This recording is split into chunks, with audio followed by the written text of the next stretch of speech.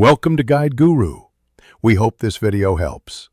You start by confirming the essentials. The Xbox 360 power brick plugged into a stable outlet, and the console is off.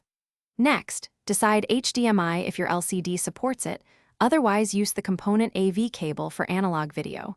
This matters because HDMI carries audio and video in one cable, simplifying setup. Once done, position the LCD near the console so cables reach without strain, and keep the remote handy to switch inputs when we power everything on. Now connect the video. If using HDMI, firmly insert the cable into the Xbox HDMI port and into the LCD's HDMI input. HDMI ensures best picture and sound syncing. If using component, match red/green/blue and red/white audio plugs. This preserves resolution, but requires separate analog sound.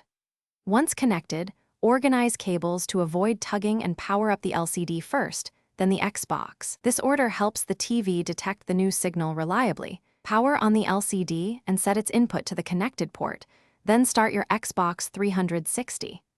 Go to System Settings Display and choose a resolution that matches the LCD, typically 720p or 1080p. This ensures sharp image and correct aspect ratio.